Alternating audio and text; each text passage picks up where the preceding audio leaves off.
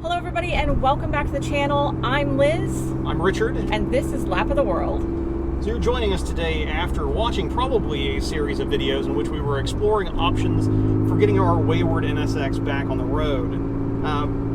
And to that end, we have come to a decision. So we felt it was only appropriate to take Liz's car out for a drive to make the announcement.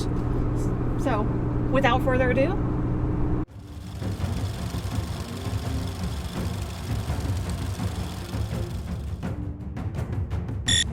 ladies and gentlemen, we are going to rebuild it. We have the technology. Science of Speed has the capability to make this C30A run again. The NSX will return better than it was before. Better, stronger, faster. first and foremost, thank you so much to both David and Robbie for lending their expertise and their time to help us really explain the options out there and the two swaps. I think it's very, although we didn't choose to go that direction, they were willing to still talk to us, understanding that we might not go those directions.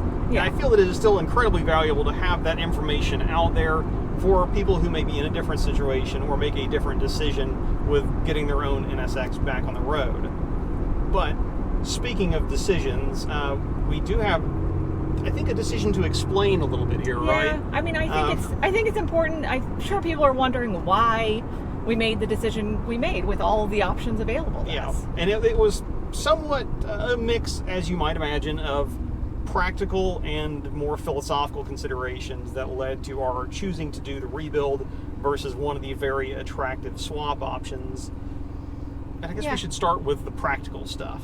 Okay, so first up, thinking about it, there really wasn't that much damage to the engine. It was the crank, a rod, and the oil pump. But otherwise, everything else was usable. Was serviceable, if not reusable, and maybe barring a little bit of a cleanup. Which is understandable after, over 300,000 miles, that she might need a little cleanup. Might need a little bit of a cleanup. Also, just logistically, the car was already at Science of Speed after NS Expo, and so in C-Series, as you guys heard in the video that we did with Chris, is that it's their thing.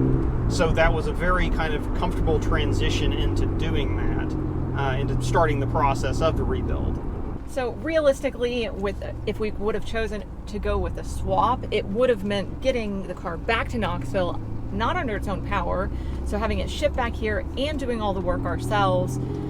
And no matter how you cut that, it was going to take a lot longer either way than SOS just doing it, because we also both work full-time and have another car that needed attention. Still needs attention if you've been watching the stream on Twitch lately. But speaking of I recommend. Speaking of working on cars, link in the description of the Twitch stream if you want to follow those shenanigans. We will be doing regular garage streams, probably one during the week and one on the weekend, going forward. Saturdays for sure, and then we haven't figured out a weekday. Yeah, TBD weekdays. We've done Wednesday this last time, but that may not stick. Anyway, speaking of working on cars, though, that was another thing we considered, is that we both actually already know how to maintain a C-Series and an NSX. So there would be no burn-in time to figure something out. No need to I guess the other part of it is... But variety, Richard. Yeah, as much as variety would be cool to have, a stockish NSX and then do something crazy with the other one, I think a streamlined inventory is also a little bit sexy. Yeah, because, really, as you've noticed, we have two NSXs, and we do road trip. Yeah. Which means that instead of having multiple different kinds of parts, we can carry one part and the two cars can share. Yeah. They can't share the parts necessarily, but share a replacement part. You could potentially have a situation where, depending on what it is that goes wrong, there is a little bit of redundancy in this car that you might be able to pull. Yeah, my car would totally give your car a kidney. Yeah, something basically the car equivalent of donating a kidney to limp the other one home. Also, just being able to not having to carry parts for two engines. Liz already said that, but two engines and two. I think the electrical systems would be largely the same. So we're not talking about like spare main relays or anything, but coil packs and spark plugs and all that business that would be potentially different with from a a J or a K to a C, we wouldn't have to worry about it anymore. And that's probably something fairly specific to us because I don't know. There are other couples, we've met some, that each, travel with NSXs in tandem, but it's probably on the low percentage, the edge, it's the edge case scenario, but we are that edge case and we have to take that into account.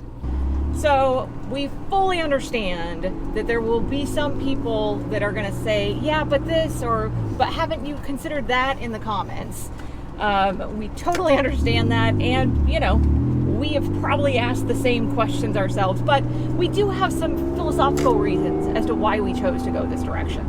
Yeah, it's not all nuts and bolts or brass tacks over here. We'll admit to being sentimental people to a degree, and frankly, it would feel bad at this point to set aside or abandon the original engine in the car, considering where it's gotten us. It has 314,000 miles on it. 100,000 of those are ours, and nearly 40 states, and nearly as many racetracks to boot. We went on our first trip together in that car. Technically, we went on our first date in the car too. So it's our first real date. So it's the car would still kind of be the car with a swap, but it wouldn't be the same car. So that's kind of where we landed with that. I think that's one of the reasons why too we didn't go with what would have been the most inexpensive option, which would have just been buying a used C-Series engine. Although that does come with its own risks, and if we ended up having to rebuild that, then all that cost savings is gone. Yeah, because loose engine sitting out of a car from a private sale standpoint.